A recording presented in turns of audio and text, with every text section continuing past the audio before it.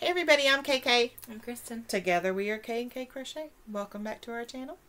We thank you for joining us. We're happy you're here today with us. Come share some time with us, relax, rest, and enjoy, and just spend some time just not thinking about anything. How about you? What do you have to say? Yeah. You're so quiet this week. Yeah. Got nothing to say. Okay, today we wanted to talk about color choices, and I chose this because I'm working on a pattern. Well, I'm not working on it yet, but I'm working on choosing colors for a pattern for something I want to do later this year.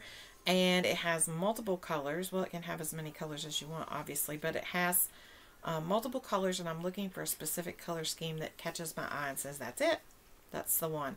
And so while I'm having a hard time, like I can pick colors that go together, but I'm having a hard time picking the ones that I think will look best.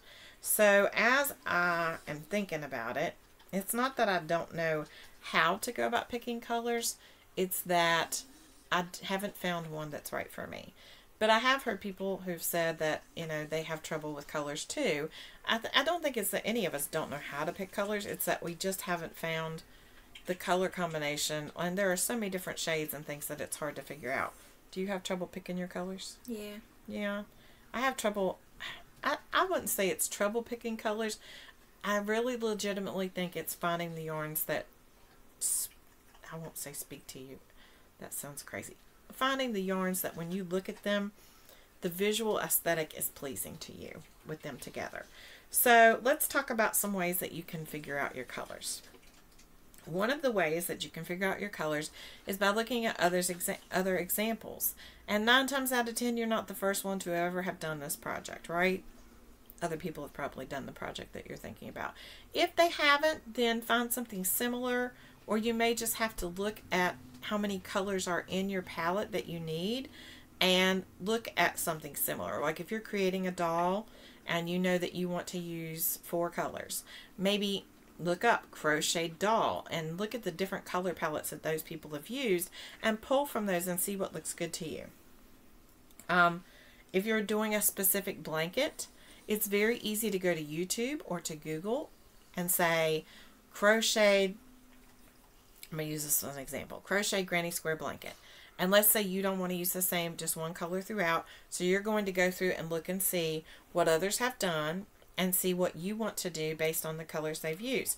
You will find a ton of pictures of granny square blankets. In YouTube, you can just search for it. In Google, you can search crochet granny square blankets, and at the top of the page, click images, because you don't really want to know their pattern at this point. You're looking for colors, so you want visual. So when you click images, it will show you all the images that they draw up for crochet granny square afghans. And when you look at that, then you can pick one that relates to the color scheme that you want. Have you ever done that? No, but I think it's like better than just going, oh, this one will look okay, and then you're not happy with it in the end. Right. Because it's not the color that you wanted with it. Right. And even if you're restricting yourself to your stash, you can look at the colors that they choose, and maybe they choose a purple, a white, and some kind of pink color, and you think it looks good together. Then look for the purples, pinks, and whites in your collection and pull them out and see what goes together, which ones look good together. And when all else fails, you can always pair with a neutral. A black, a white, a tan, a brown, any color is going to look good with that. So you can kind of play off that if that's what you want to do. It also depends on what kind of I don't know how to say, hue or intensity you want your colors to have. Like some people like the muted tones, like the tans and the creams and the pastels. And some people like really bright rainbows and all that kind of thing. It depends on me, what mood I'm in, and on the particular yarn. Like some rainbow yarns like retro stripe, I love.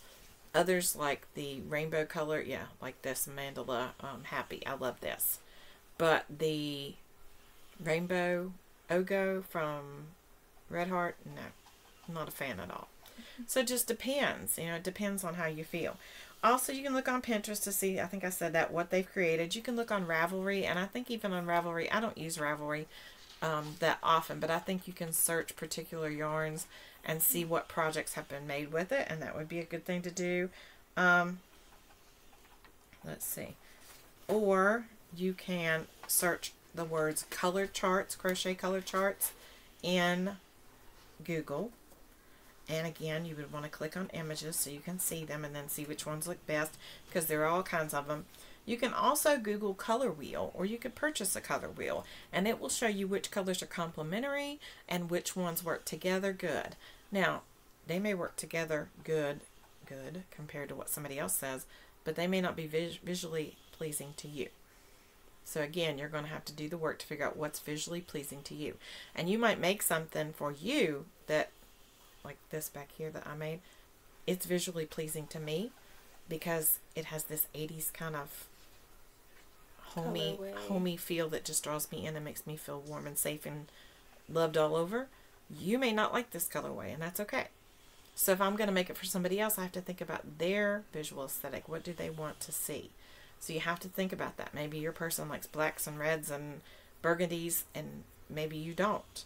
But if it's not for you, then it doesn't matter what you think about it, right? So it depends on, too, are you selling? Are you making for a donation? That's one of the things I struggle with when I do donations, is thinking that it's not for me. So it doesn't have to be something I like. It could be something somebody else likes. So also, if you just really can't figure out what your color pattern should be, you can always kick back and punt, like a friend of mine says, and go with an Ogo or a variegated yarn or something like that that already has done all the color planning for you. Now that's what I did this past week, because I have a friend that I know, I have two friends I know like blue, and we talked about this last week, and so I had an Ogo, and yes, the one end is not sewn in, there's a reason for that. I had an Ogo called Bluesy. In the roll, it was okay. When I crocheted it up, it's okay, but if you hold it real close up to the thing, these colors, okay, come back, are muted. And like this one blue to me here, and this one right here, it's almost like a dirty blue. Like, I don't like it. It's like an ugly, compared to the others, it looks like a dirty blue. I'm not fond of it. Together they work out okay, and I'm sure that she'll like it. But here's the other thing. In my mind, Ogos always were consistent with or made up of the regular colors from Red Heart, right? Like, you could go and buy these individual colors, but they just put them all together in a scarf. When I go through the blues that I have in my collection, I don't have any of those. And I have a lot of blues.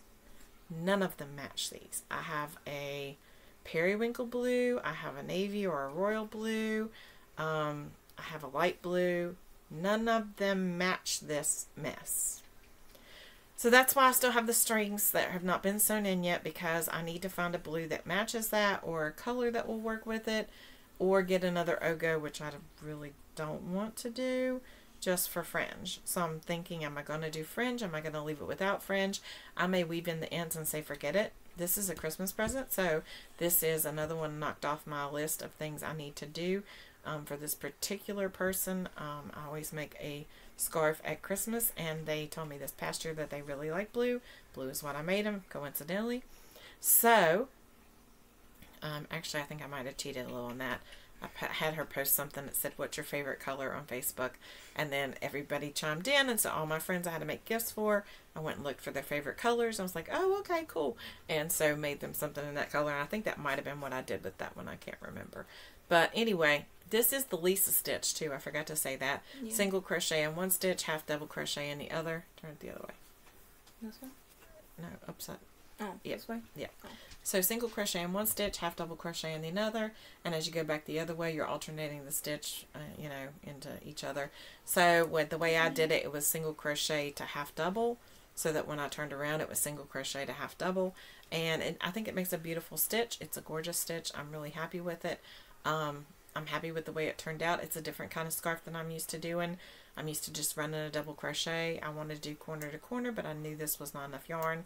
So this is an entire Ogo. The whole Ogo is right there in that, right up to the very end. I didn't, even the strands that's there, I don't think I'd used any of it before. So the entire Ogo made that, and it's long enough to be a scarf, but, you know, waiting to decide what I'm going to do with fringe.